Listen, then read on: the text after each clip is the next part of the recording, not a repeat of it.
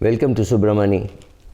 The title of this vlog has to be Beware of Your Broker, right? That is the easiest way to catch your attention and say, beware of your broker, he is out here to cheat you.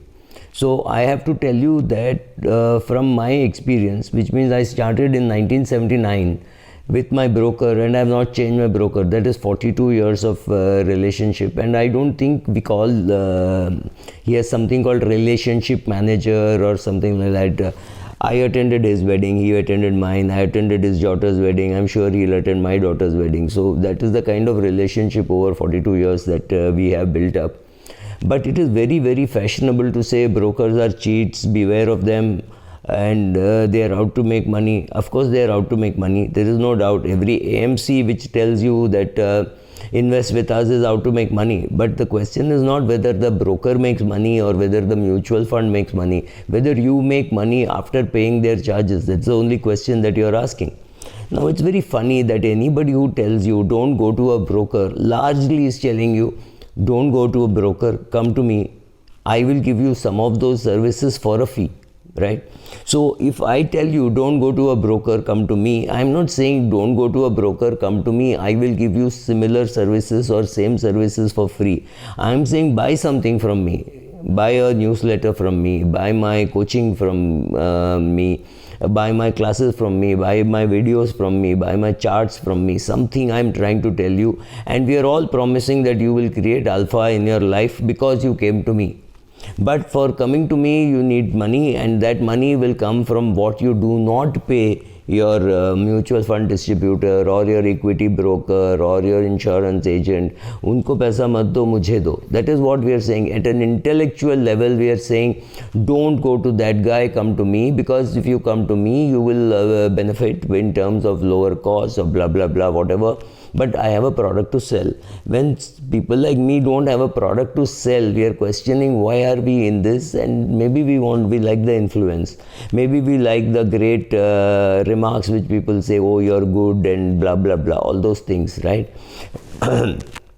Largely, I have known extremely good brokers, extremely good human beings. They are here to make money for themselves, yes, and for you. For example, I don't think my broker would ever give me a deal where he makes brokerage and I will lose money. If he knows about it, he'll never ever do that. There have been times when he may have sold my share a little earlier to protect my profit rather than late to increase the brokerage that he gets by selling at a higher price, right? So largely, whether your broker is good, whether your mutual fund advisor is good, depends on how your relationship with that person is. There is absolutely no doubt that my broker is charges me brokerage, and I do think he's at the top end in terms of charges. But I have absolutely no doubt that in my wealth creation process, he has played a very, very important role. So would I have paid brokerage to him more than the benefit that I've got? The answer is no. If that is what it is, then why should I be worried about my relationship with my broker, right? But unfortunately, to sell something, I have to pull somebody else down. So therefore, all this thing of brokers being businessmen, they're earning their own money and blah, blah, blah. I mean, it doesn't make any sense. That is true for everybody. A doctor is here to earn money from you and pay the EMI for his hospital, for his car, for his house, everything, right? Who is paying for it? You are paying for it. Does it mean you don't go to a doctor because he's charging you fees?